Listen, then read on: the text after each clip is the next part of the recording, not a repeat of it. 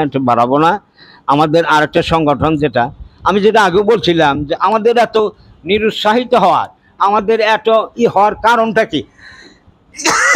আমাদের সাথে থাইকা যারা আমাদেরকে উৎসাহ উদ্দীপনা দিচ্ছে, যে সমস্ত লোক আমাদের পাশে আছে, আপনারা তো কল্পনাই করতে পারবেন না যে কত ভালো ভালো কত বড় বড় লোক আমাদের সাথে আছে।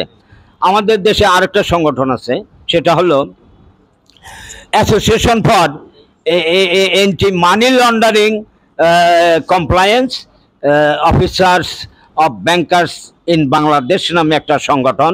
ওনারা এই যে বিদেশে যে টাকা পয়সা পাচার হচ্ছে এইটাকে এই চেক দেওয়ার জন্য বা এটাকে প্রতিহত করার জন্য ওনারা মাঝে মধ্যে মিটিং করে থাকেন। ওনাদের দৃষ্টিকোণ থেকে যাতে জনসচেতনতা সৃষ্টি করা যায়, মানুষ যাতে সবাই বুঝে যে এটা অন্যায়, ওরে ধরো, ও যে কাজ করতেছে কাজটা ঠিক না।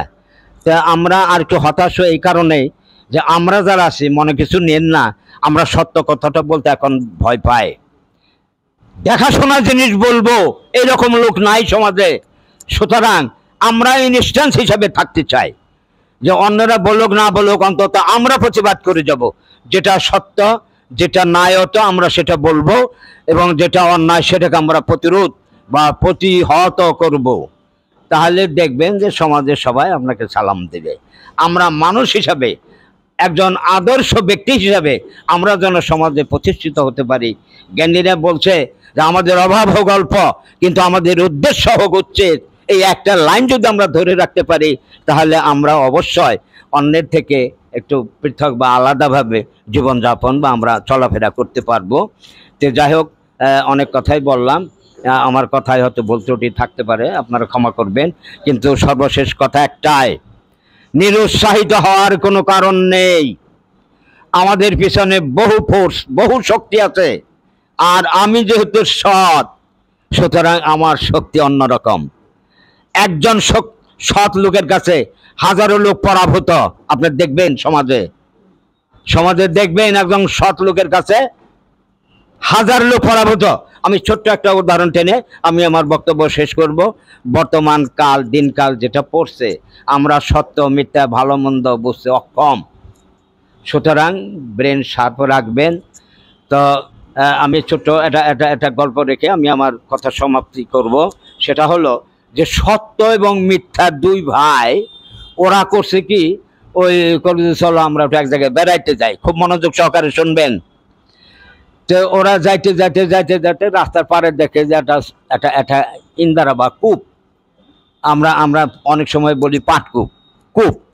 তো দুইজন ওই ফুসকি দিয়া দেখছে, কয় যে এটা পানি তো বড় সুন্দর, দোস্ত চলো আমরা এটা গোসল করে আসি। তখন ওরা জামা কাপড় দুইজনে থুয়া নাইমে পড়ছে যে মিথ্যা ওর চোট পাট একটু বেশি। কয় যে লও আমরা গোসল করে আসি, ওটার মধ্যে গোসল করে একটু পাক পবিত্র হয়ে আসি। তো যাই হোক, জামা কাপড় খেয়েছে, ও চটকারে আগে ওইটা সত্যের যে পোশাক ওইগুলা লইয়া আর ওরগুলো খালি বাইরে করে লইয়া খালি গেছে গা। সত্যের পোশাক পরছে ও, ওই যে অসত্য। তখন সত্য উঠছে, উঠে নিয়ে আর দেখে আমার জামা কাপড় নাই। না আমি এই মানে দিগম্বর হইয়া বা ব্যবস্র হইয়া আমি এখন কেমনি বাইরে হই, না বাইরেও তো পারি না। তো যাই হোক, কোন রকম সাফিয়া সুফিয়া বাইরে করতে দুই চারজন তাদের সাথে দেখা হয়। বলছে যে ভাই, এই যে মিথ্যা তো আমার কাপড় চোপড় লয়ে গেছে, এখন আমি কেমনে কি করব? এই যে তুমি কি ছোটো ছোটো ছি ছি ছি, মানে বস্ত্র তো নাই। আবার আরো জন আসে, তার কাছে বিচার দেয়, কলে তুমি সরো, কে তুমি সত্য। আসলে আমাদের দেশে, বাইরে কি অবস্থা আমি তা জানি না, আমাদের দেশে ওই মিথ্যা যারা, তারা সত্যের নামাবলী গায়ে দিয়ে আমাদের সমাজে অবাধে বিচরণ করছে। সুতরাং তাদের থেকে সাবধান। সবাইকে ধন্যবাদ।